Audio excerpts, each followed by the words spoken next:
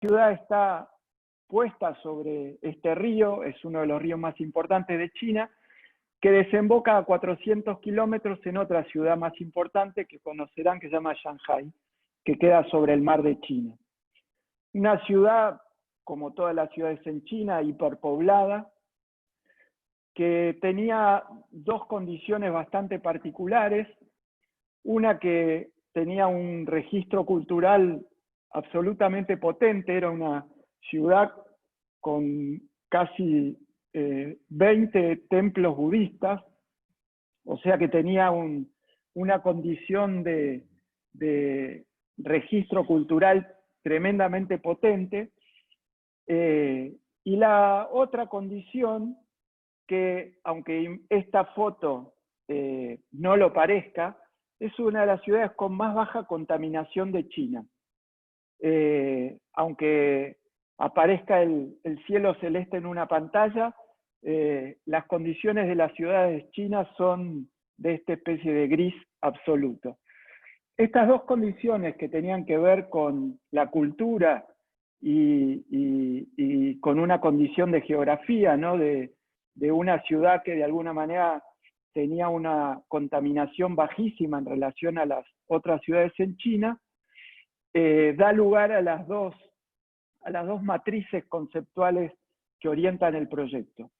La ciudad era una ciudad que tenía una fundación histórica en torno a este primer anillo, que era el fuerte, la ciudad amurallada, que fue creciendo en términos de concéntricos alrededor de esa primer ciudad amurallada, y que al momento de que nos encargan el proyecto tenía una dimensión con una circunvalación básicamente rodeada por áreas de cultivo en sus cuatro lados.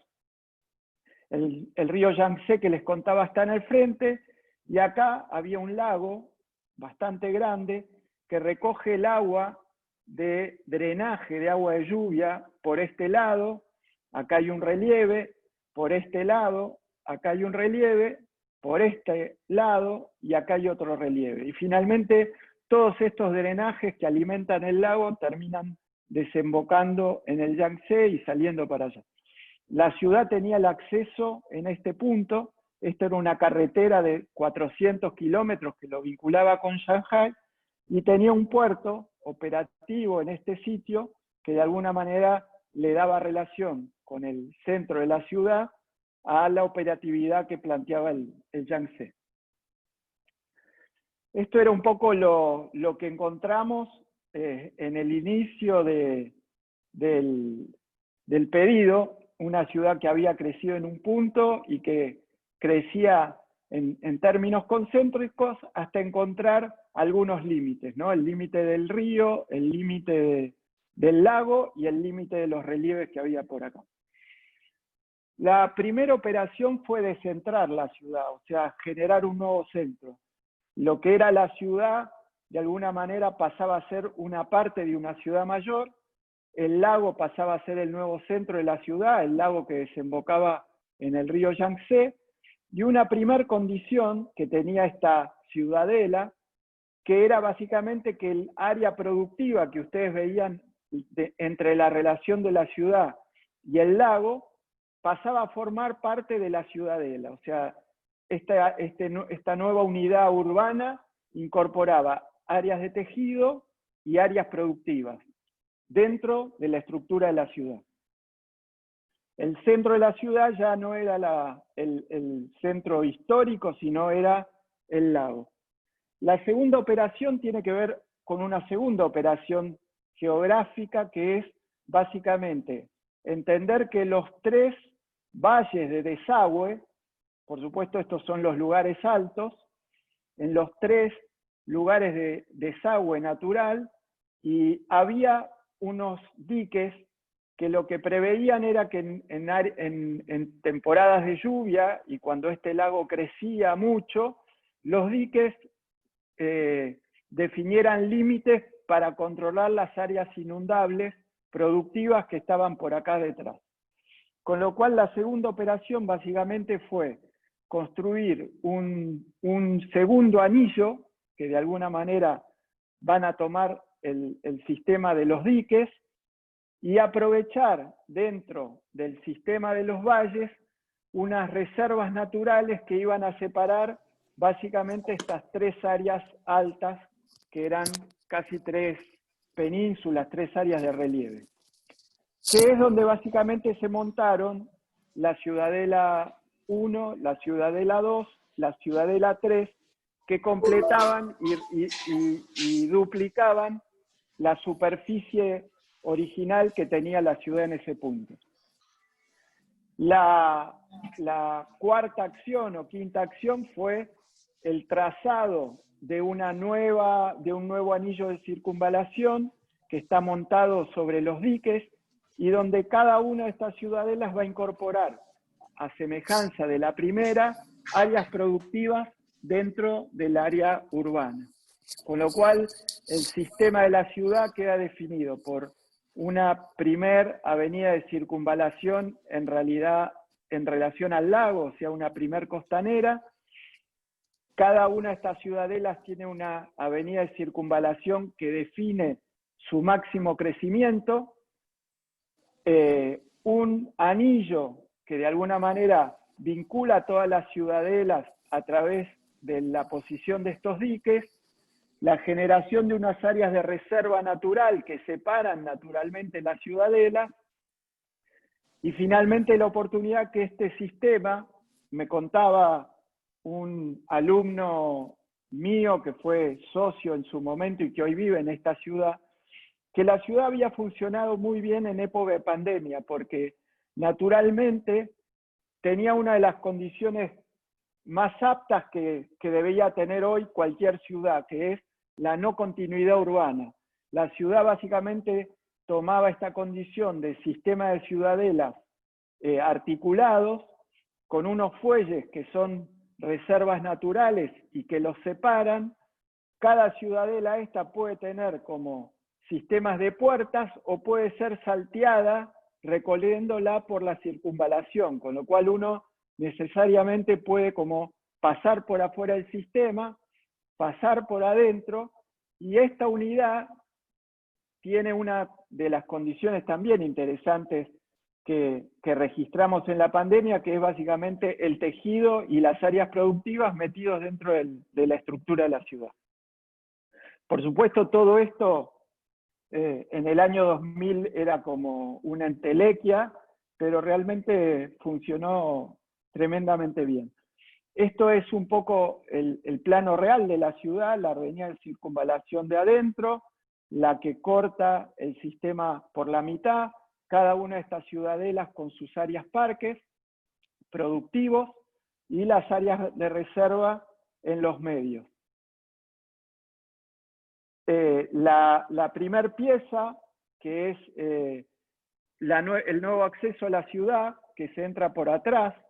Esta es como la primer ciudadela, acá arriba estaba la original, esta es la primera, circunvalación, la circunvalación por arriba de los diques, que divide algunos registros que se metieron en unos polders de unas viviendas existentes que estaban dentro de los parques productivos, y por afuera el crecimiento del tejido, la nueva estación de un tren rápido y un tren de alta velocidad que viene desde Shanghái, y también por esta vía, que es el nuevo acceso a la ciudad, a 30 kilómetros el nuevo aeropuerto.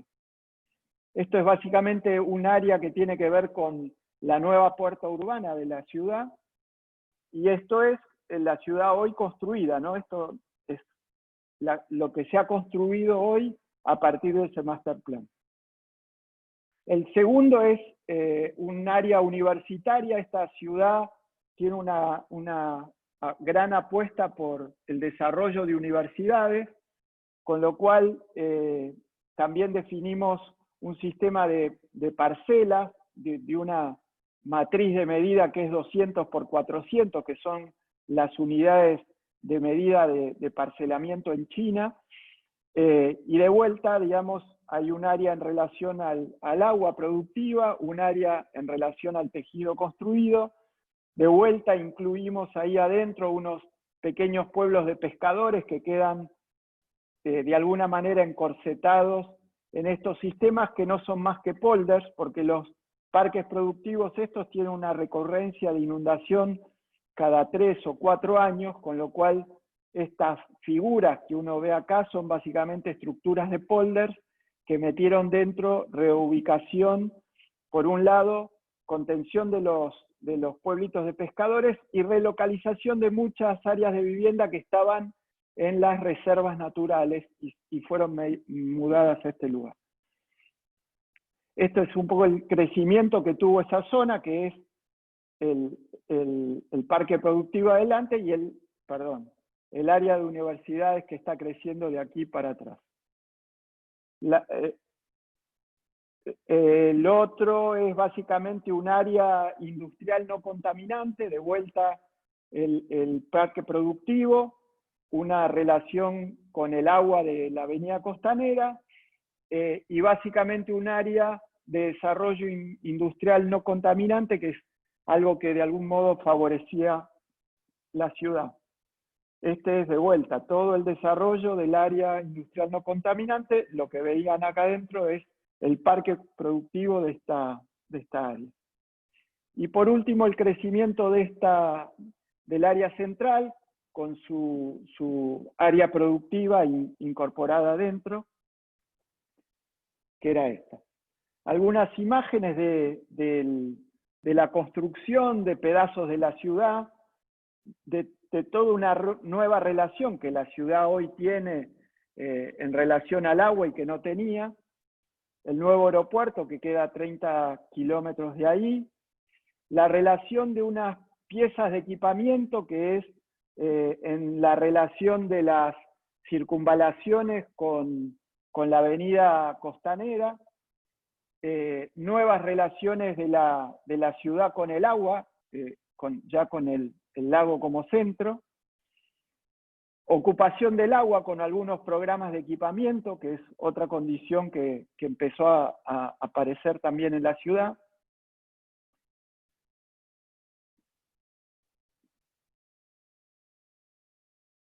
Y un registro que tiene que ver con, si no me equivoco, ahí al costadito deben aparecer los años, sí, de cómo fue creciendo a lo largo de todo este tiempo la ciudad.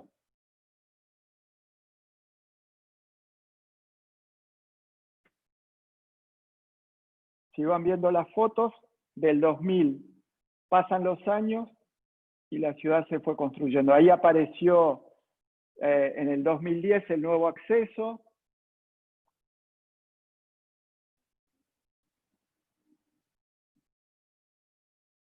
Y hoy, la ciudad. La segunda reflexión tiene que ver con una condición que de algún modo barre ciertos paradigmas que tienen que ver con nuestra época. Creo que voy a prender la luz porque no sé si estoy... A ver, voy a poner la foto.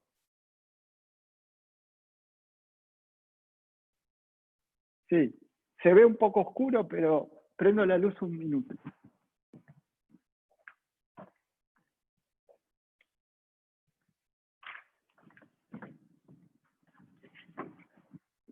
Listo, ahí se ve un poco más.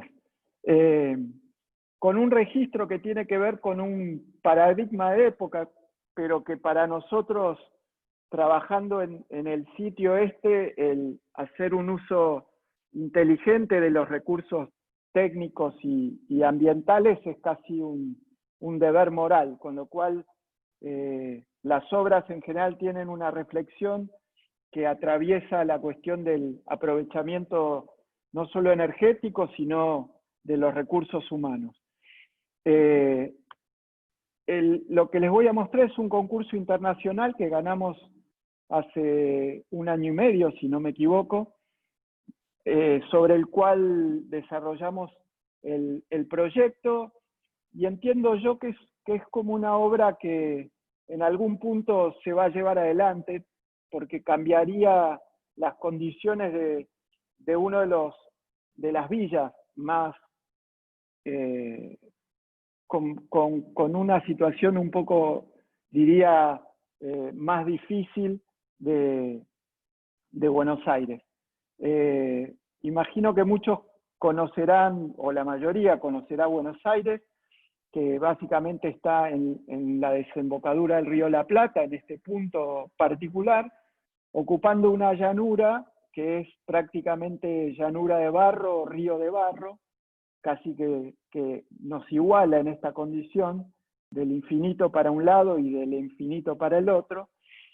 Y sobre este suelo, que es un suelo que de alguna manera todo el tiempo va creciendo, el borde del río de Buenos Aires todo el tiempo se corre porque el sedimento que baja desde el río Paraná se acumula del lado argentino y no del uruguayo, con lo cual la ocupación de este suelo barroso que con el tiempo se afirma, generalmente hace que el límite de la ciudad se corra.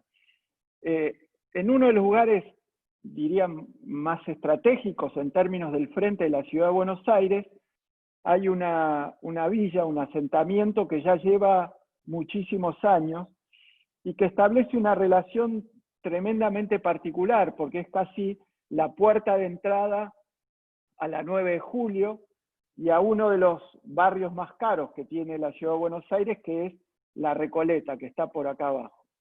Con lo cual, la villa esta, que es una villa que tiene como unas condiciones de densidad absolutamente altas, con muy poca cantidad y calidad de espacio público, y una autopista que de alguna manera le pasa por arriba y la divide en dos, porque en el fondo o el bajo autopista está todo construido, hace que definitivamente la autopista en términos de infraestructura sea una oportunidad interesante para hacer dos cosas. Por un lado, agregar espacio público de calidad en este punto a la villa. Es una especie de trazado de unos 2,5 kilómetros por casi 20 metros de ancho, 15 metros promedio de calzada. Con lo cual, la oportunidad de construir un parque lineal sobre esta pieza dio origen a un concurso internacional que tuvimos la suerte de ganar hace 1 año y medio y sobre el cual estamos trabajando en el desarrollo del proyecto. Algunas cuestiones para entender por qué hicimos lo que hicimos. Esto es el área central de Buenos Aires, esto es la avenida 9 de Julio, esto es Puerto Madero, esto es una pieza muy característica de Buenos Aires, que es el barrio de La Boca, y esta es la otra pieza, también muy característica en este lugar, que es todo la Villa 31. A la ciudad de Buenos Aires se accede por una autopista que entra acá, y por supuesto empalma con la 9 de Julio, atravesando y dividiendo a la villa en dos. Y por otro lado, en la oportunidad de alguna manera de establecer esta relación tan cercana, ¿no? y de tensión entre uno de los barrios más ricos de la ciudad de Buenos Aires, que está por acá, y definitivamente uno de los asentamientos más pobres que tiene la ciudad y que está por ahí.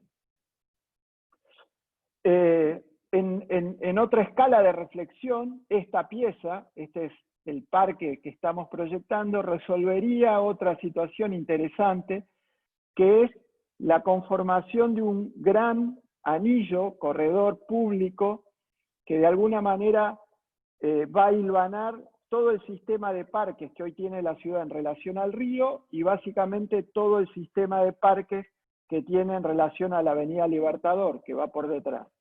Con dos operaciones o dos concursos que se hicieron, uno es el del Parque de la Innovación acá, que fui jurado, y otro es el Parque Elevado, que es este, que de alguna manera completarían la posibilidad de este anillo público de espacio abierto.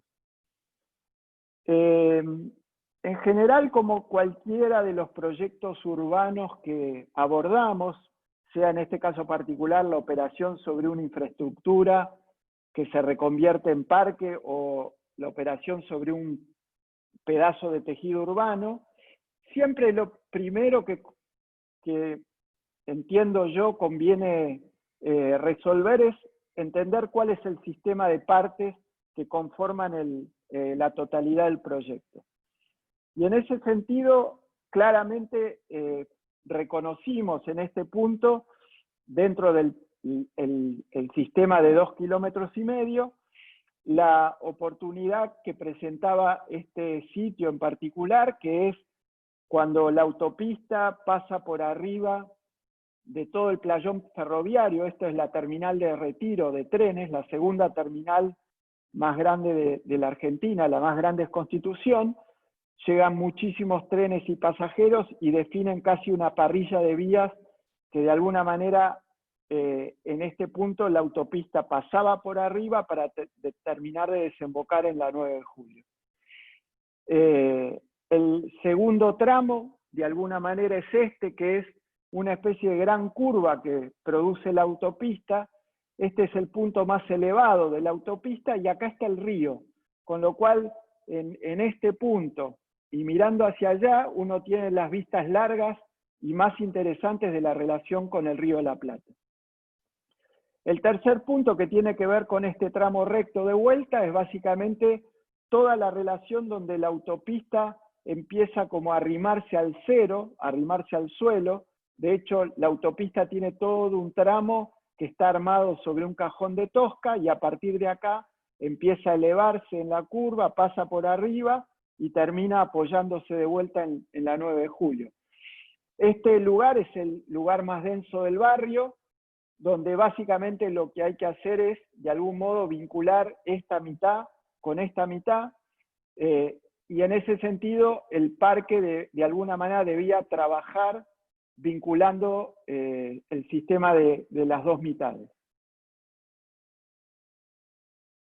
Lo que de alguna manera aparece cuando uno define los tres tramos son estas articulaciones que entre tramos debían, a nuestro juicio, tener algunas acciones particulares y que de alguna manera confirmaran el cambio de cada uno de esos tramos, que por supuesto va a tener programas diferenciales, tratamientos diferenciales y situaciones espaciales particulares.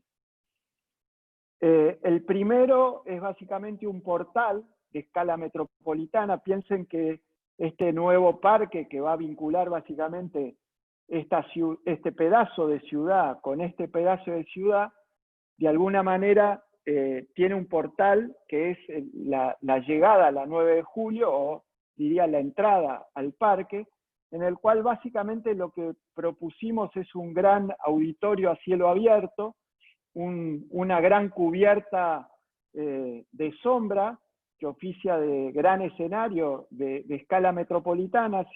La 9 de julio en Buenos Aires opera casi como una especie de espacio de gran planicie de eventos.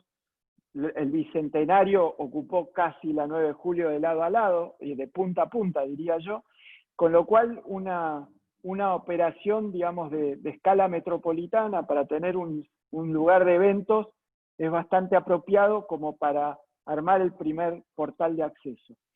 El segundo tiene que ver con un punto donde la autopista pierde un carril de los dos que tiene, básicamente para airear un poco este lugar, que es casi el pulmón del barrio, y operamos en este sitio con un centro cultural que arma básicamente un autocine, o sea, un centro cultural que permite relacionar el nivel superior de la autopista con el cero, por un lado seguir en el nivel elevado de la autopista y por otro con el edificio bajar al cero, y con parte del edificio armar como una pantalla, que es lo que está ahí, para hacer un cine a cielo abierto en este punto. El tercer hito que aparece en ese punto básicamente es un umbrario, que es el portal de entrada para el sistema de las plazas barriales, en ese punto de vuelta hay un vínculo entre el cero y el parque elevado, con lo cual cuando uno pudo bajar y recorrer el parque y el barrio por cero o también elevado, en este otro punto vuelve a juntarse los dos, subir y recorrerlo en el nivel S o quedarse en el cero, y lo que arma ahí es básicamente una gran cubierta con un polo educativo en ese punto.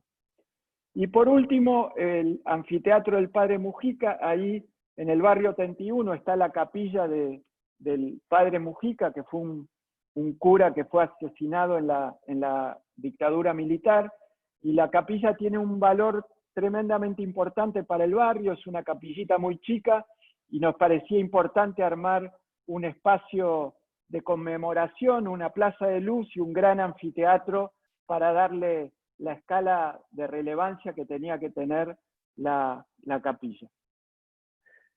Todo el sistema de tramos, de alguna manera, va a incorporar determinados programas y determinada estructura de paisaje. Lo que aparece en el primer tramo, más en relación con la ciudad, es el lugar de espacios y de eventos masivos, o sea, los espacios de gran escala, y la lógica de la definición de la estructura del paisaje es básicamente una estructura de pastizales, de pradera pampeana. Es un lugar muy expuesto, con muchos vientos, arriba de las parrillas de vías, con lo cual la condición del paisaje básicamente acompaña esa situación. El segundo tramo tiene que ver con la oportunidad que les contaba antes, que era ver el río, con lo cual lo que aparece aquí básicamente es un espacio con muelles miradores, que de alguna manera tienen el registro de la oportunidad de las vistas largas, y por otro lado, plantados en el cero, una serie de palmeras que recrean una de las condiciones más propias del río Paraná, que es la palmera pindó, que es propia que es una nativa propia del Paraná. Y por último, la estructura del último tramo, que como les contaba es un sistema de plazas barriales de pequeña escala, que de alguna manera van a ir buscando vincular toda la serie de espacios existentes que se van a poner en valor, y que a partir de unas peatonales y de puesta en valor de peatonales van a generar un sistema único entre estos espacios que estaban desarticulados y las plazas barriales, que de alguna manera los van a juntar todas en el sistema del parque. Toda la operación paisajística de esta área tiene más que ver con el bosque ribereño nativo, que es básicamente toda la flora nativa que crece en esta área particular, que es un área absolutamente ganada al río, ¿no? Esto es un poco la síntesis de lo que les contaba: las cabeceras, la relación con la 9 de julio, el anfiteatro del Padre Mujica, esta relación que es la del barrio, que de alguna manera se vincula por las plazas barriales, la curva que tiene las vistas largas, y la relación de las parrillas de vías con los espacios de gran escala.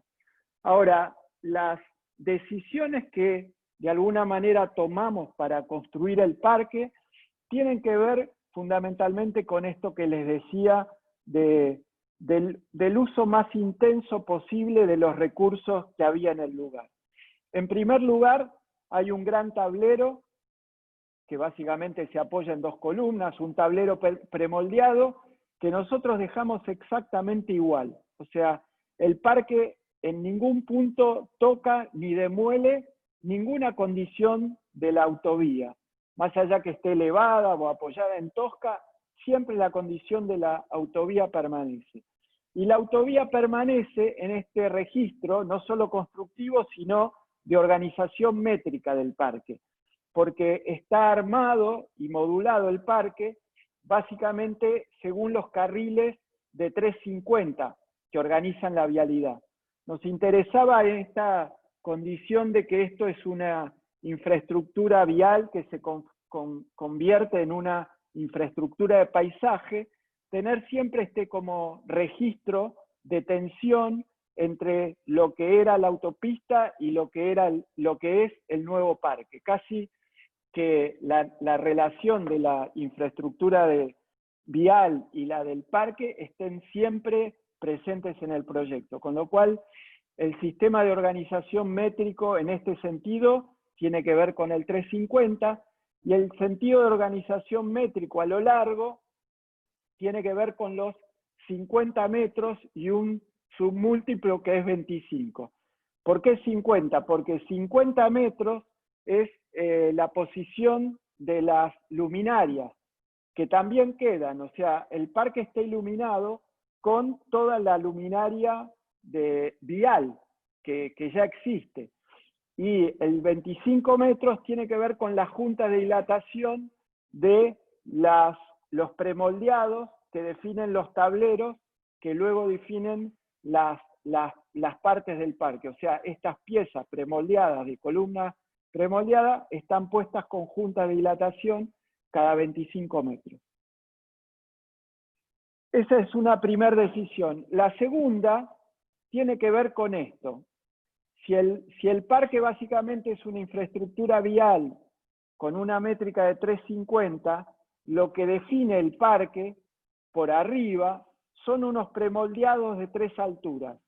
Unos que tienen altura 40, que es la oportunidad de contener tierra y donde crezca césped, y en 40 es la altura natural de un asiento.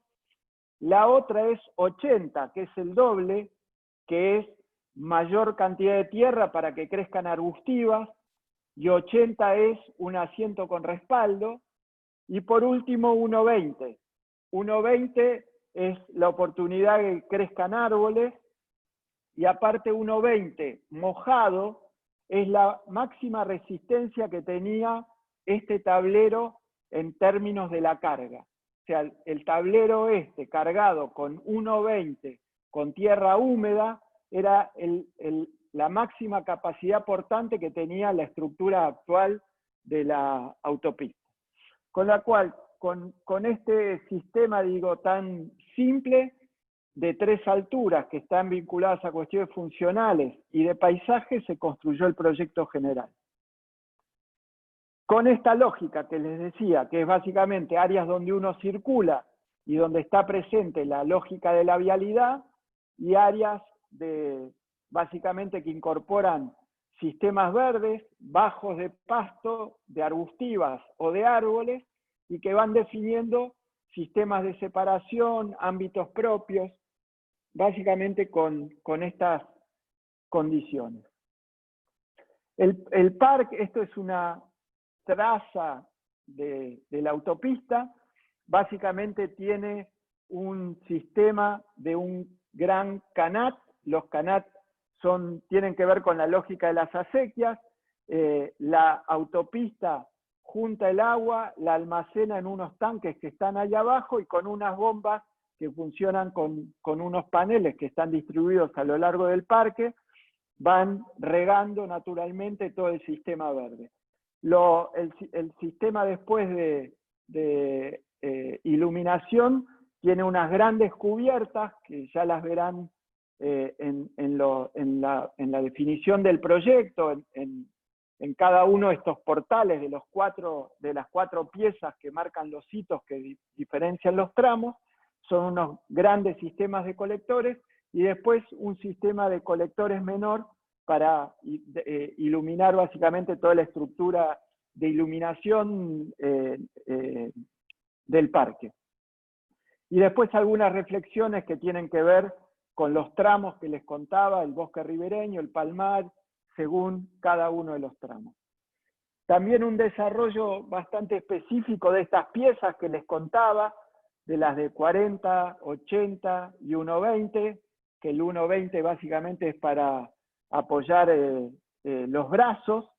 Son todos ensayos previos que después se resolvieron, y también un sistema de comunicación del parque, desde ponerle un nombre, Alto Parque, que nos parecía bastante apropiado para la condición de las dos sociedades que tenía que juntar, y finalmente toda la comunicación interna de los hitos, los tramos, las punteras, los paseos, etc. Y una imagen general de lo que es la estructura, el acceso, el gran portal, el sistema de los grandes espacios, el centro cultural con cine a cielo abierto, el parque que se desdobla y sigue por arriba o permite bajar y usar todo el bajo autopista que va ensanchándose en unos espacios particulares que tiene por ahí, otra operación que junta los dos de vuelta en uno, el sistema de plazas, el Auditorio Parque Mujica, y una relación interesante que planteamos que es la salida al río. O sea, la oportunidad de este parque es definitivamente juntar la avenida de 9 de Julio y finalmente vincularla con la relación a la costanera norte. Algunas imágenes, esto es el principio, así empieza el parque. Esta cubierta es una cubierta que tiene paneles hacia arriba y que básicamente definen este primer gran auditorio a cielo abierto para entrar a la lógica del parque. A partir de ahí un sistema que, como les contaba, recrea de alguna manera esa situación de grandes áreas de cantero con distintas alturas. En este punto particular, el cruce por arriba de la Avenida Libertador, un núcleo vertical que permite acceder desde abajo con unos ascensores y unos miradores que básicamente observan Libertador a los dos lados y Retiro desde este lugar. El parque incorpora con esta subida un colectivo, eso era parte del programa, con lo cual siempre el sistema del parque incorpora un colectivo que va por el costado y permite generar a todo el largo un sistema de transporte público que hoy el barrio no tiene. La relación del parque pasando por arriba, esta es la caja para subir desde Libertador, y hacia allá es donde empieza el parque. Esta es una de las primeras áreas a cielo abierto más grande, veníamos caminando allá, que es básicamente un área de picnic con equipamiento, y siempre con la vialidad presente en el sistema de caminería, porque básicamente lo que permanece es el pavimento existente, ¿no? O sea, simplemente se agrega un sistema de espesor mínimo, en este caso 40, para tener el césped. Un área de playa urbana, ahí arriba, un lugar con unas duchas para refrescarse, que es el segundo programa de gran escala. Son programas que de alguna manera median entre este lugar, que es uno de los lugares más caros, y el barrio 31, que es como uno de los lugares más lumpenizados que tiene la ciudad de Buenos Aires, con lo cual los grandes programas aparecen en principio ahí como vínculo. El sistema de la curva, que inicia con esta operación, que es el centro cultural, que permite seguir por arriba o bajar al cero, y de ahí recorrer también el ensanche que tiene el barrio por abajo, y si no, por este lateral, incorporar la vialidad del transporte público.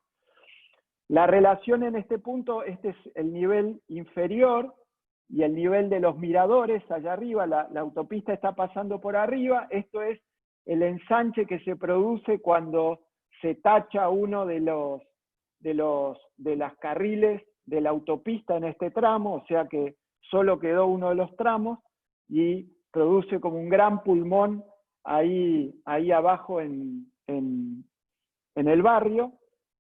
Y la oportunidad que genera esto, que son el sistema de vistas largas al río, ¿no? El río de la Plata está ahí muy presente, el parque pasa de largo y este sistema produce unos miradores para allá. El siguiente punto es el umbrario, que es el que de alguna manera da acceso al sistema de las plazas públicas, un lugar educativo en este punto, la posibilidad de seguir por abajo o venir por arriba en continuidad, así como en el Centro Cultural se bajaba y se subía, acá sucede lo mismo en torno a este gran umbrario público de escala.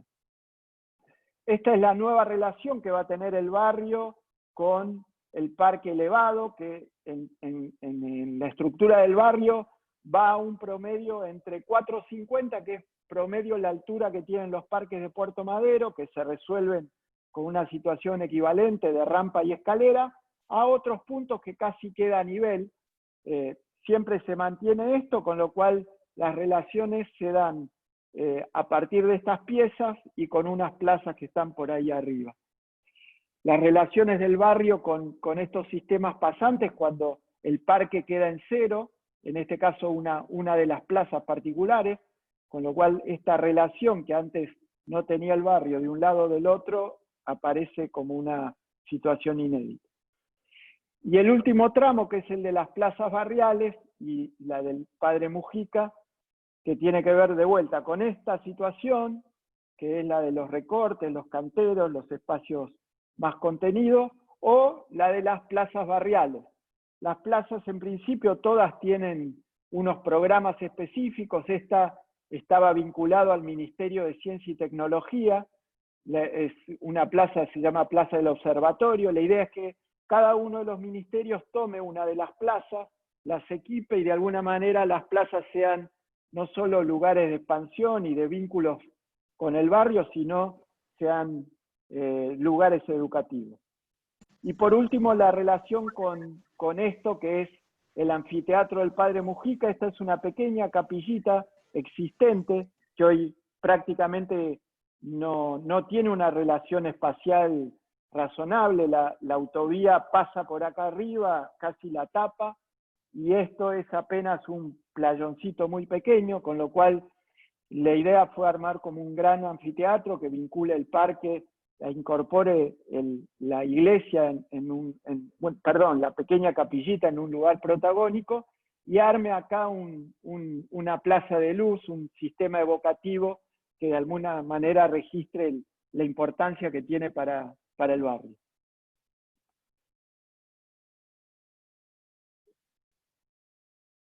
Ahora voy a empezar a pasar más rápido porque vengo tremendamente atrasado. Esto es una obra que es un centro de justicia. Tuvimos la oportunidad en Chile de ganar este concurso internacional. Es un edificio que está sobre la autopista norte y sur, muy cerca de un parque muy grande, que es el Parque O'Higgins, y que de alguna manera el concurso lo que invitaba era hacer un nuevo edificio de unos 130.000 metros cuadrados, 125.000 metros cuadrados para ser más preciso, que de alguna manera alojara 400 salas de audiencias en un espacio único.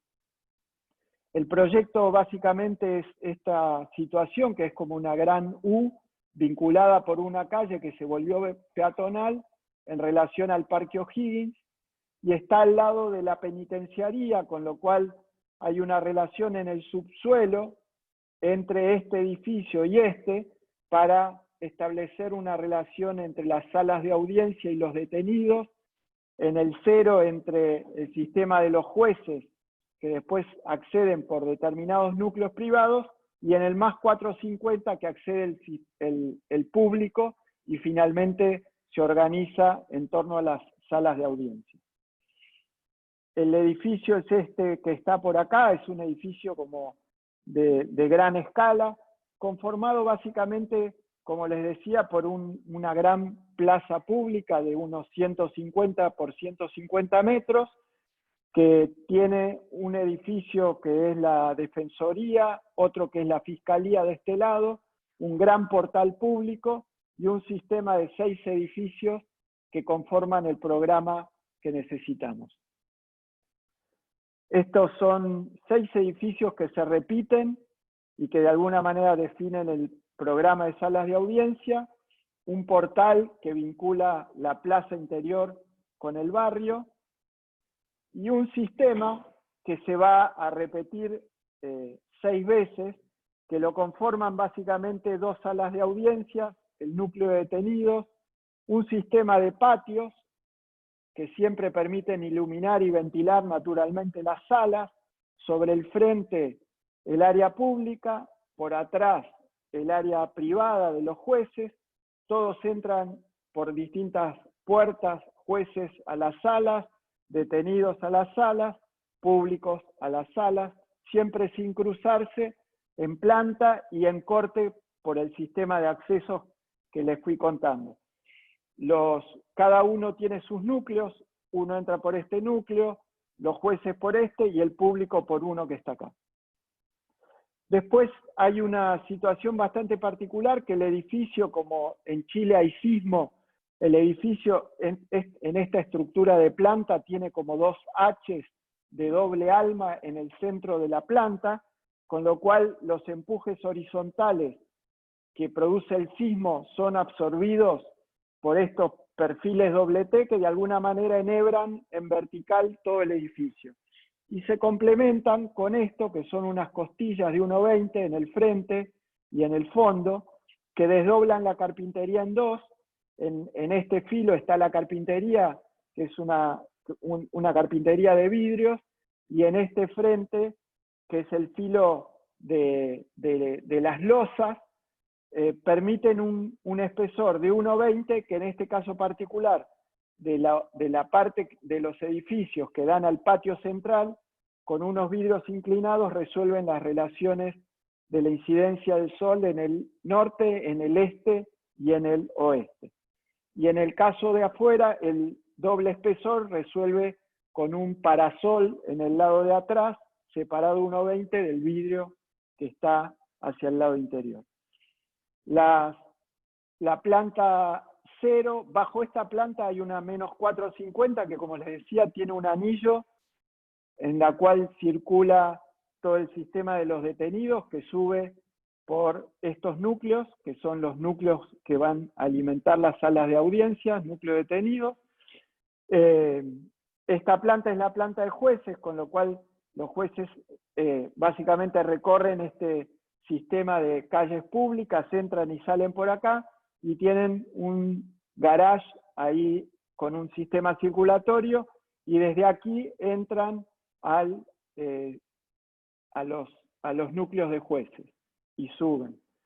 En el nivel superior a este, que es la plaza pública más 450, el público entra acá, tiene unas cajas de vidrio para entrar a los edificios. Este patio inglés separa básicamente el estacionamiento de jueces de los edificios.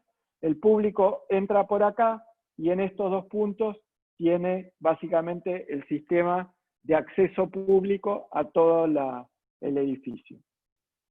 Esta es la planta que les decía, que de alguna manera resuelve lo que antes le contaba en ese esquema.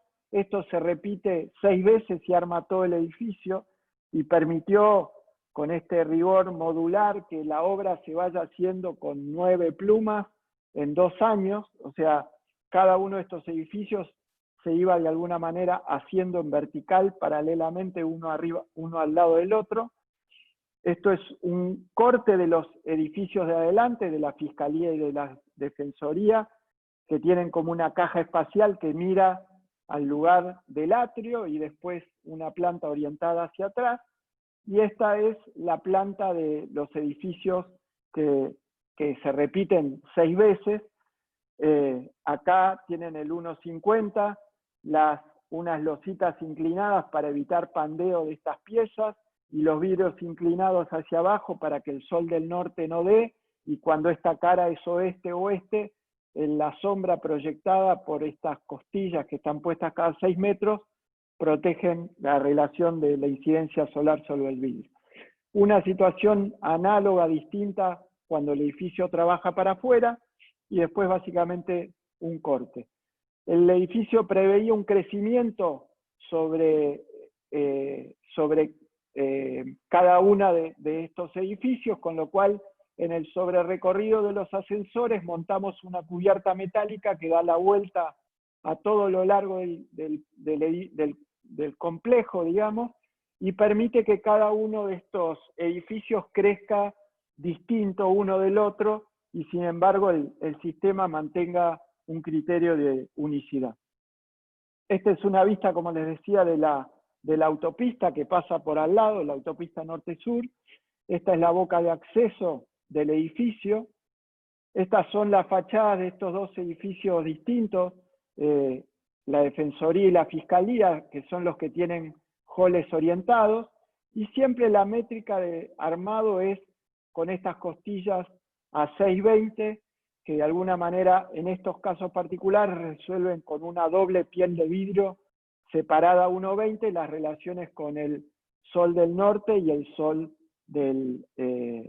la incidencia del norte y la otra cara es sur. Esto es un poco la condición de esa plaza pública, del espacio interior, que tiene una galería que toma la altura de las cajas de los halls y permite dar la vuelta a esa plaza central, y vincular estas cajas de vidrio que son las que permiten entrar a los edificios. Esto que ven acá son las costillas de 1,20 cada 6 metros, que tienen los vidrios inclinados y que resuelven las tres caras de la plaza. La plaza incorpora una fuente de muy baja profundidad, pero que como recibe sol del norte produce una situación de mayor condición de humedad. Chile tiene un clima seco muy persistente, con lo cual el sol que está pegando acá todo el día mejora mucho las condiciones de este sitio. Y algunas imágenes es el acceso desde este como agujero que les contaba antes, ¿no? Uno entra a este portal, pasa por arriba de la plaza de la calle de los Jueces, acá abajo está el nivel de los Jueces, y acá arriba es la planta baja de acceso, que en realidad está a más 450. Es el recorrido que permite pegar la vuelta, la relación de las fachadas con ese espacio exterior, la relación desde el interior hacia afuera, las cajas de estos patios que les contaba separan los sistemas de salas de audiencias. Todos estos patios en realidad son patios que tienen un techo de vidrio que en verano se corre y naturalmente por convección el aire caliente sube, o en invierno el techo se cierra, pega el sol del norte, estos patios se calientan mucho y estas aberturas que son practicables permiten incorporar aire caliente al edificio. Esto es el fuelle que hay entre el edificio y esta es la plaza, o sea, estos son los estacionamientos de autos. Es todo el patio inglés que de vuelta, pega la vuelta a todo el edificio y separa el sistema de las tiras del gran planchón de la plaza pública y el edificio de afuera. La relación con la autopista, que es un poco más cerrada hacia afuera porque básicamente tiene el programa de Jueces, ¿no? Hacia adentro es el programa público, hacia afuera es el programa de Jueces, que está más controlado en términos de visuales.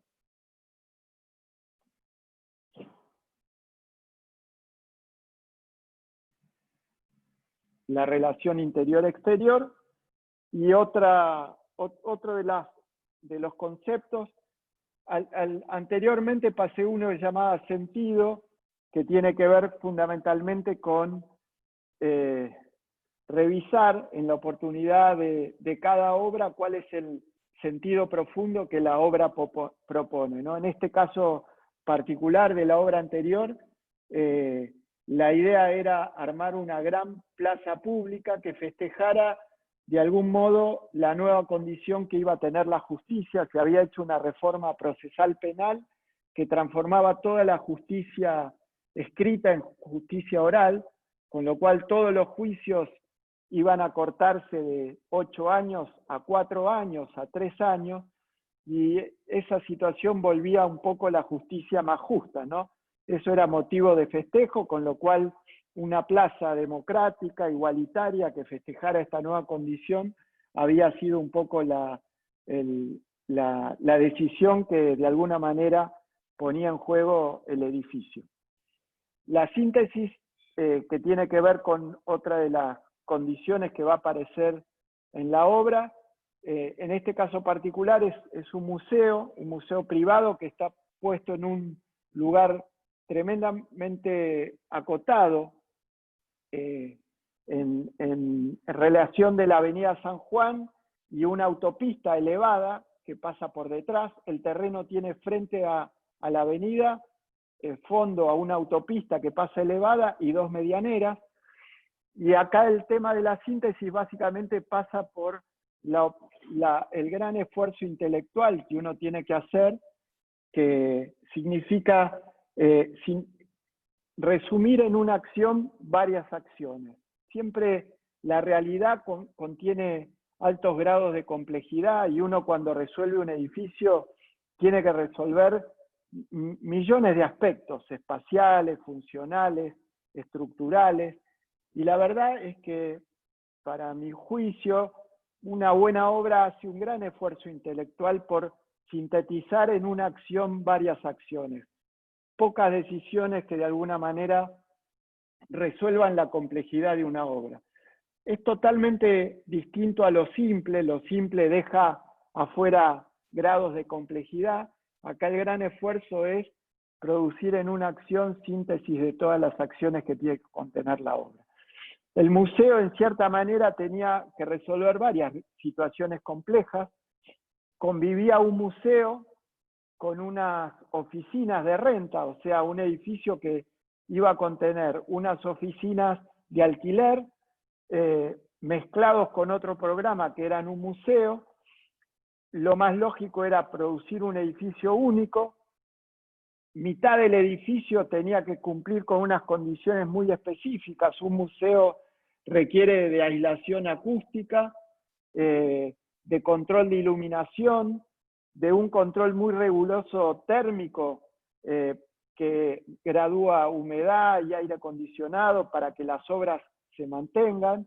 Y las oficinas, todo lo contrario, requieren luz natural, requieren ventilación cruzada, requieren sistemas de control de acceso mucho más públicos que un museo, que básicamente tiene un control de acceso muy restringido, con lo cual la decisión inicial fue armar un edificio único y resolver el problema del museo y de las oficinas en este edificio único, enterrando medio edificio y dejando afuera medio edificio. Con lo cual, el museo básicamente adquiere condiciones de aislación acústica por estar enterrado y tiene iluminación cenital por acá arriba y por acá arriba, básicamente en un espacio al cual dan todas las losas que arman el museo, y a una rampa que de alguna manera permite que entre la luz por el otro lado. La segunda operación es que el edificio en corte se parte, mitad del edificio se va para adelante y arma un atrio de acceso, con lo cual el museo se retira de la línea municipal, arma un lugar público que de alguna manera tiene visuales que lo atraviesan, y por otro lado las oficinas se alejan del punto donde pasan los autos. Este es el nivel superior de la autopista, con lo cual en el punto donde pasan los autos la oficina se retira hacia atrás. En lo que serían los dos fuelles de estos dos, del desfasaje, se produce la iluminación natural del edificio. Perdón. El otro esfuerzo que había que hacer es que el terreno tiene una luz de 15 metros. La idea era que este edificio estuviera resuelto con una estructura de hormigón sin ningún tipo de cielo rasos, ni de revoques, ni de nada, con lo cual había que resolver todo el pase de las instalaciones dentro de la estructura. En ese sentido, hubo una solución estructural que permitió resolver esta acción, que fue básicamente que en los dos tabiques laterales, que son las dos medianeras, resolvimos unas pequeñas ménsulas horizontales, y entre ménsulas apoyamos unas vigas, una losa nervurada que está conformada por unas vigas que se van repitiendo y que de alguna manera dejan tanto en este lugar como en este lugar, la posibilidad de dar la vuelta con el sistema de instalaciones.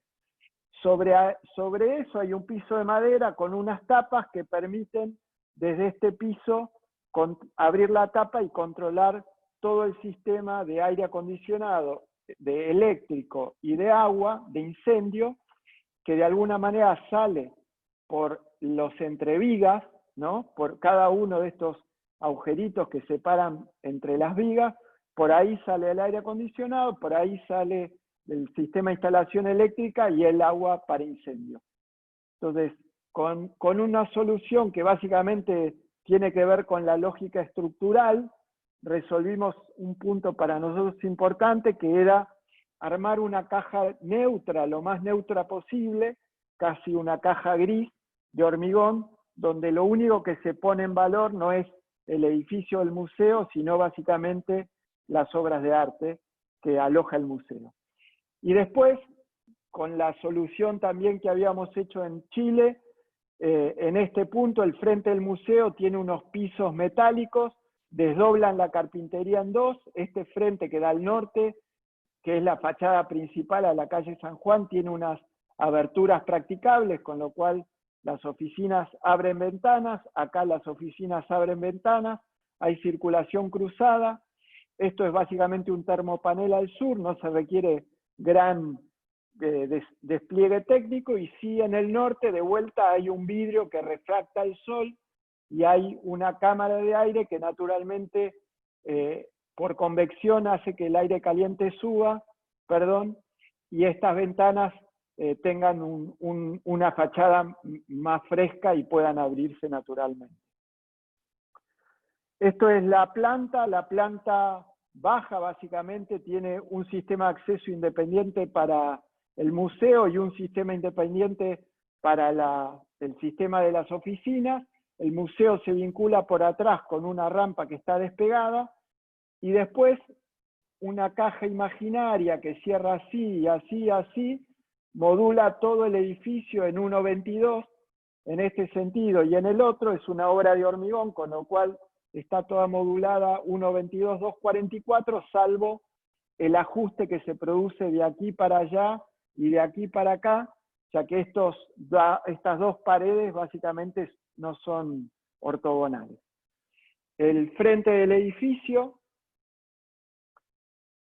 el corte por el sistema de la rampa que divide mitad del edificio enterrado para museo, mitad del edificio para arriba, oficina, y un poco la relación del edificio en el lugar, ¿no? El retiro, el atrio que produce naturalmente, el 1.22 que organiza el hormigón y todos los vidrios del edificio básicamente aprovechan la medida de la hoja de vidrio y resuelven con esta estructura de separación y de contención la relación de las dobles fachadas, la relación de las barandas. O sea, es una única pieza que repetida va a resolver, ahí aparece resolviendo soporte de barandas, y esto es un poco la condición del museo allá adentro, ¿no? La relación de la rampa, el ingreso de luz del museo, de luz natural, y como les decía, una caja neutra que básicamente pone en valor la relación con las obras de arte. Lo que les explicaba es las vigas estas nervuradas y la salida de los aires y de las instalaciones eléctricas y de incendio en esos puntos. Y finalmente una estructura que es neutra de hormigón, un piso de madera con tapas practicables para acceder al sistema de instalaciones.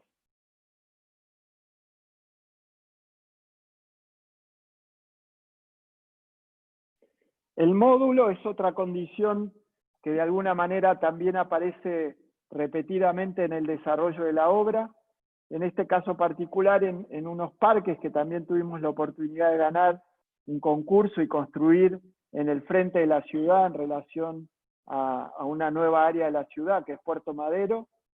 Fueron un sistema de 3 parques, el Micaela Bastidas, el Mujeres Argentinas, y uno más pequeño acá, que es el Parque Volten, el sistema de los bulevares de acceso y la puesta en valor de la Costanera Sur. Casi unas 20 hectáreas de espacio público en el área central de la ciudad.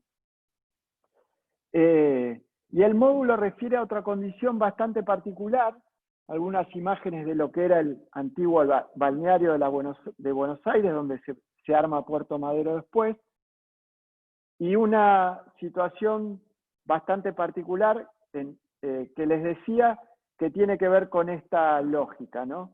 El módulo, que de alguna manera antes aparecía en la métrica del fenólico cuando la obra es de hormigón, el módulo sale de la lógica de la medida del material con que se arma la obra. En este caso particular es el gavión. El gavión es una pieza de 1 metro por 50 por 50 que se superpone a la manera de un mampuesto y que de alguna manera superponiéndose y colocándose uno al lado del otro va armando lo que usamos en este punto particular, que fue básicamente construir unas paredes que definían 2 niveles. Existente en el área había un nivel de suelo de unos 50, producto de la apertura de las calles de Puerto Madero, con lo cual toda la apertura de la caja de calles se iba tirando en estos lugares. Todas esas montañas de unos 50 las empujamos en un punto hacia un lugar y definimos claramente 2 niveles.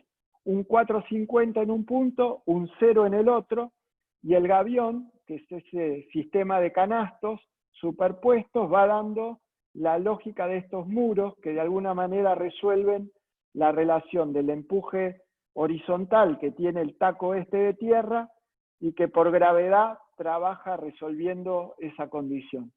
Por otro lado, hay una situación bastante particular que la forma de esta pieza en planta, esta especie de contraflecha, ayuda también a resolver eso. El corte de este muro es este, pero de algún modo la contraflecha, esto es la parte alta, esta es la parte baja, también colabora con la resistencia del muro.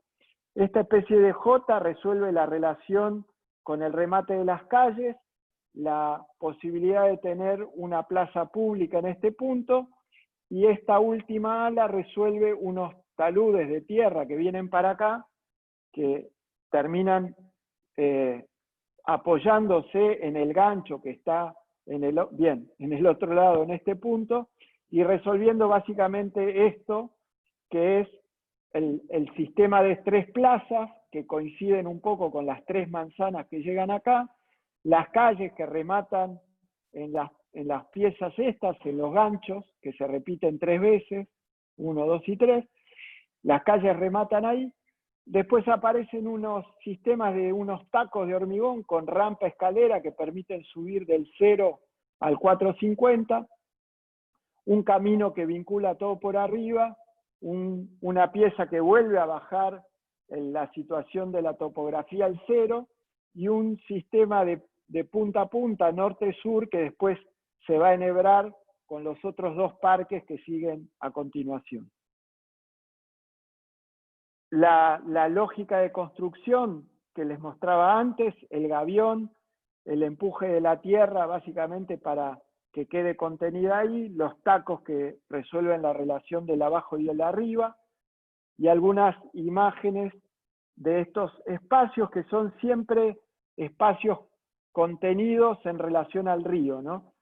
Siempre la relación de los espacios abre hacia la ciudad, ya estos espacios abren hacia la ciudad, y el 450 que está allá arriba es el que permite las vistas largas al río, y por otro lado protege estos lugares que se abren hacia la ciudad del sudeste, ¿no? El viento más que sopla, digamos, con más recurrencia y más molesto en este punto de la ciudad, en el borde del río, es el viento del sudeste, con lo cual en estos grandes muros que rodean las plazas, el viento pasa por arriba, estos lugares naturalmente no solo quedan abiertos a la ciudad, sino protegidos del viento del sudeste. Y nada, distintas relaciones del parque que siempre va a ir proponiendo arriba y abajo. Sistemas interiores de pequeños recintos. El Parque Mujeres en principio tiene la misma lógica constructiva que el anterior. En vez de ser un sistema de 3 plazas públicas, es un espacio único porque está montado en el eje de la ciudad. Es casi una especie de gran teatro a cielo abierto en este punto, un teatro a cielo abierto de 8 hectáreas. De vuelta el gavión aparece acá conteniendo el sistema de tierra, en este caso un gran espacio único, la tierra se acomodó en el sistema de bordes, de vuelta hay un lugar que me permite tener vistas largas al río, y un espacio que se va escalonando hacia adentro, hacia una boca de escena que define este lugar.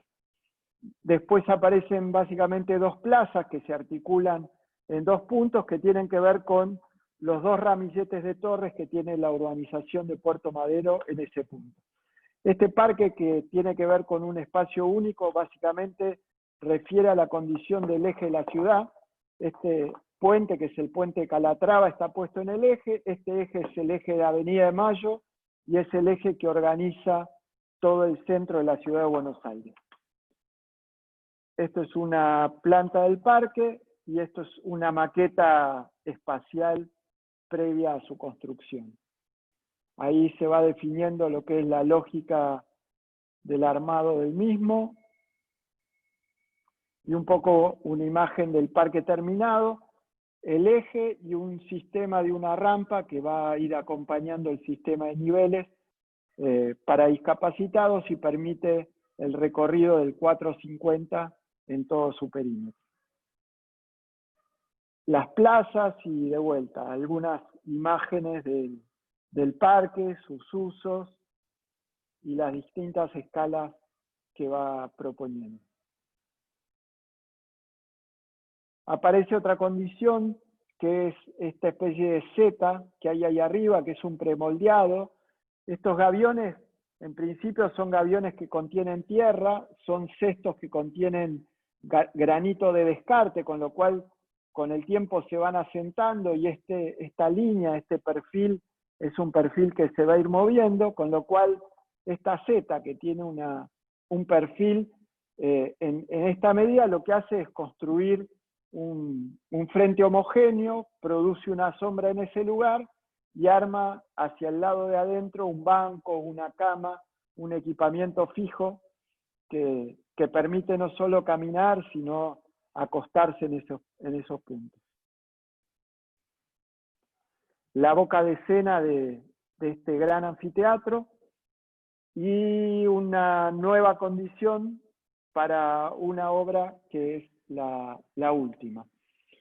La austeridad, de vuelta, es una situación y una condición que definitivamente está como muy presente en las obras del estudio. Y tiene que ver con una situación que no necesariamente está vinculada a un rol que a mi juicio nos toca jugar en este tiempo, ¿no? Hubo muchos premios Pritzker que de alguna manera premiaron lo lateral en estos últimos años. Un premio Pritzker a India, un premio Pritzker a Australia, un premio Pritzker a Chile. Digo, dan cuenta de que la producción de Centro Europa, en términos intelectuales, necesariamente tiene como un momento de agotamiento y que de alguna manera abre la mirada sobre lugares que están en los bordes, sobre lugares que están en las periferias. Y en ese sentido, la mirada sobre la arquitectura, sobre determinados hechos culturales, como el cine y la literatura, han caído o se han volcado sobre nuestro continente, sobre nuestro Sudamérica. Y a mí me parece que hay como una condición casi diría, de obligación o de mandato, a que esta situación de mirada sobre el uso de pocos recursos que tenemos en este lugar no se vuelva casi una caricatura, ¿no? El Pritzker ha premiado que de alguna manera nosotros tengamos la capacidad de hacer arquitectura con pocos recursos, con algunos ladrillos, con algunas maderitas, y me parece que hay como una trampa en eso, y es que definitivamente no terminemos siendo como una caricatura de la pobreza, ¿no? Y en ese sentido me parece que la condición de la austeridad debería tener en cuenta nuestros mejores valores en términos de poder ser un país que desarrolle, un país o una región que desarrolle una industria nacional muy potente, que desarrolle nuevas tecnologías, que desarrolle nuevos materiales. Digo, esta condición de ponernos en productores del austero me parece que tiene que ser tomada con una altísima responsabilidad. Por eso me gusta hablar de la austeridad en términos del uso absolutamente racional de los recursos, pero corriendo un poco esta caricatura que tiene nuestro tiempo y el peligro que hace que terminemos todos convirtiéndonos en monos de hacer arquitectura con 2 palitos o con tres ladrillitos. La oportunidad de esta obra fue una obra bastante interesante. De alguna manera, esta estación, que es una estación de tren en el sur de la ciudad, es una estación que recibe 1 millón de personas por día. O sea, 1 millón de personas entran a la ciudad por este lugar y se van al final del día. Vienen a trabajar de los lugares más remotos de la zona sur, y de alguna manera, como cualquier área de transferencia urbana, estaba absolutamente degradada. Esta obra tuvo la particularidad de que fue una iniciativa propia del estudio que llevamos oportunamente al gobierno, porque básicamente el área tenía un grado de degradación absoluta y era la puerta de entrada de 1 millón de personas por día. Básicamente había una estación de tren, había una terminal de colectivos bastante desordenada en este sitio, había una estación de subte que es la línea C, que es la línea más importante de subte, que llegaba acá abajo, bajo tierra, no salía para arriba, uno llegaba con subte y tenía que caminar por el andén bajo tierra y salir al subsuelo de la estación de tren, salir al cero y volver a salir al aire libre. Y por otro lado, la situación incorporaba acá una nueva obra que era el Metrobús, que era el ordenamiento del transporte público a lo largo de la avenida 9 de Julio, que iba a tener una parada importante en este punto, con lo cual en este sitio había un área tremendamente degradada en términos de espacio público y una situación de infraestructura absolutamente desconexa entre un tren, una terminal de colectivos, un subte que no tenía estación y una parada de Metrobús importante que venía desde toda la 9 de Julio. Llevamos entonces una oportunidad de solución al área que fue parte de muchas iniciativas que hacemos como estudio en relación a los gobiernos y que de alguna manera fue bien recibida y que dio origen, en primer lugar, a esta obra, a su espacio público, al vínculo entre las estaciones, por último, a la concreción del área ordenada de la parada de colectivos y por último, a la puesta en valor de toda la Estación Constitución, que ya hoy es un edificio absolutamente renovado en términos de su imagen física. La obra tenía como una complejidad constructiva alta, la obra del subte, que era básicamente un subte que estaba andando bajo tierra con una frecuencia muy alta, una terminal, con lo cual el subte llega, espera 3 minutos y vuelve a salir otra formación, o sea que hay todo el tiempo 2 formaciones entrando y saliendo.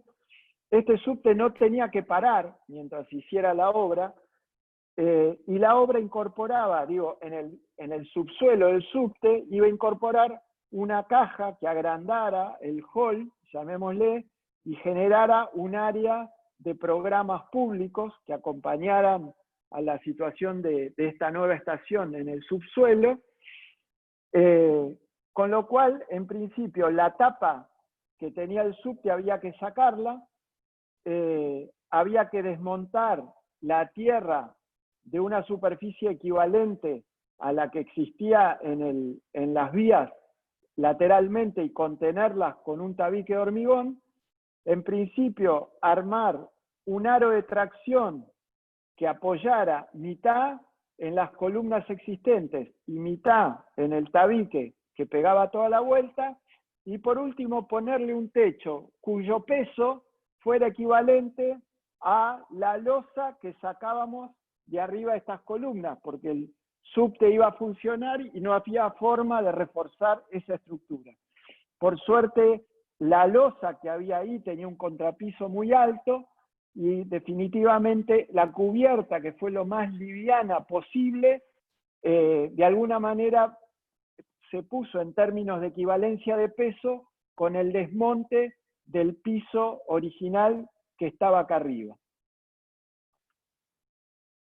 Este es el sistema de los arcos que cubre todo el espacio. Es casi un espacio de unos 60 por 40 metros de luz libre, que se salvan con unos arcos que están articulados en estos puntos. Hay unas vigas que son aros de tracción para descomponer la fuerza, que toman este esfuerzo, y hacia acá mitad baja por las columnas existentes del subte y mitad baja por los tabiques. El peralte del arco también lo estudiamos mucho con el ingeniero Feinstein, para que su curvatura tenga el menor consumo de material posible, fuera lo más liviano. Es simplemente una estructura de unos perfiles laminados, cortados con pantógrafo, están hechos en 8 tramos, que es el largo máximo de batea para poder meterlos meterlos en batea y galvanizarlos. Después se fueron articulando, se levantaron con una pluma y que se calzaron en los 2 apoyos. Sobre eso una estructura de aluminio, y sobre eso unos paneles de vidrio, de termopanel, que tienen incorporados adentro un laminado para lograr un grado de opacidad para la incidencia del sol sobre ese lugar. Esta es la obra completa, básicamente un gran pozo, un gran cuadrado sobre las vías existentes y otro gran cuadrado adyacente, con lo cual se arma esta especie de gran rectángulo de 40 metros de luz, unos locales acá de servicios bancarios para tener relación con la caja espacial del subte, y un conector que de alguna manera pasa por abajo de la calle Garay, sobresale en una caja de vidrio para tomar el Metrobús, y también desde el -4 vincularse a cada una de las dársenas, poder salir y tomar cada colectivo sin que a uno lo pisen, entrar al subsuelo de la Estación Constitución y vincularse con los trenes. Este es el único pedacito de la obra que aún no está ejecutada, todo el resto está terminado. El edificio, básicamente en el cero, es casi una especie de gran semicubierto que tiene un agujero con una losa que lo atraviesa de lado a lado, escaleras mecánicas para bajar, ascensores para llegar al piso de abajo y unas escaleras que permiten acceder a los distintos andenes del subte. Las vistas de esa pieza o los cortes la relación con el espacio, los arcos, el sistema de articulación y algunas imágenes de la obra. Es la avenida 9 de Julio, el Río de la Plata, el Ministerio de Trabajo, el Obelisco, la pieza esta, en cabecera sur, allá está Retiro, cabecera norte, y si uno se acuerda, la otra imagen acaba en Palmar directamente para salir al río con toda la obra del parque, ¿no? O sea, todo eso que se ve ahí sería la continuidad de este sistema en relación con un espacio que se convierte en un parque y termina allá en el río.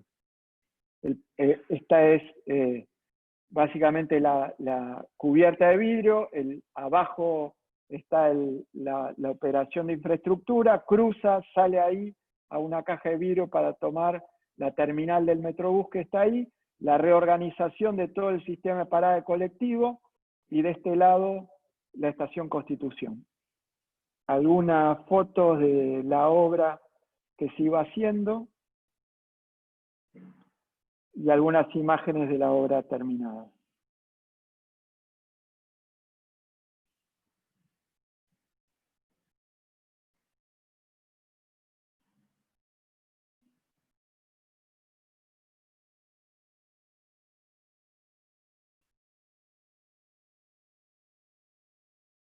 Básicamente una especie de gran estructura que deja semicubierto un pedazo de plaza vereda, ¿no? O sea, todo el sistema del solado de la plaza se mete acá adentro, aparece señalética pública y hay una especie de gran cubierta que cubre eso. De vuelta a la lógica de la separación, tiene en cuenta el laminado de la hoja de vidrio, así como el submúltiplo de esta medida también aprovecha la medida del vidrio. Y esto tiene en alguna manera algo del registro de los perfiles doble T de hormigón extruido que estaban dentro del Centro de Justicia. Esto es básicamente dos laterales de planchuela de 1 centímetro con dos planchuelas que arman como el perfil doble T allá adentro. Por abajo están los artefactos de luz, por arriba circula todo el tendido eléctrico. Las relaciones entre el abajo y el arriba.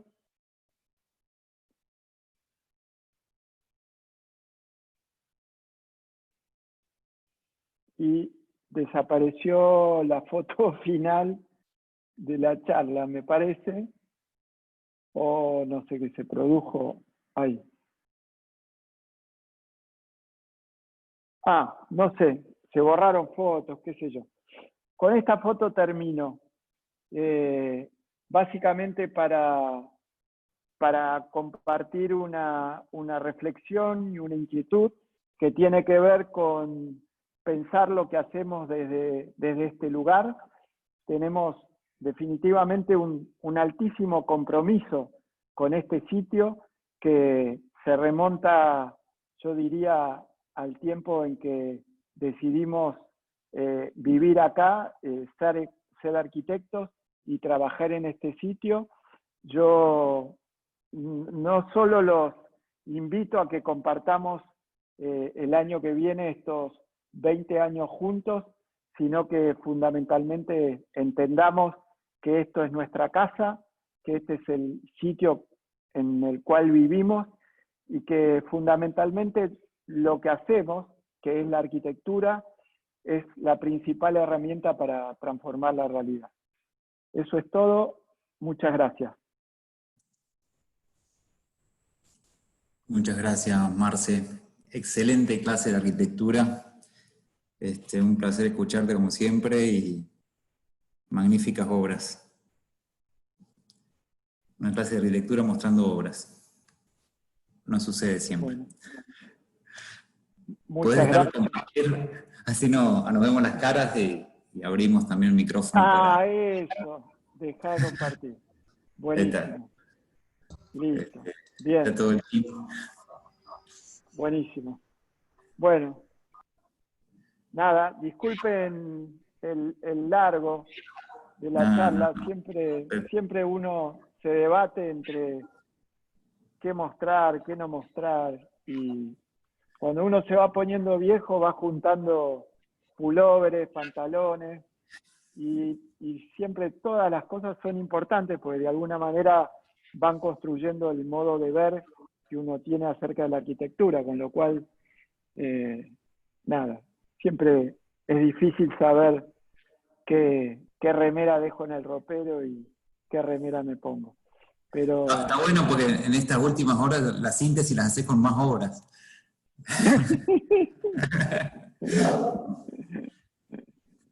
Una claro. pregunta de la última hora, así como Dale, para abrir el juego, incluso a todos los dale, alumnos que quieran preguntar, prendan micrófono y abiertamente.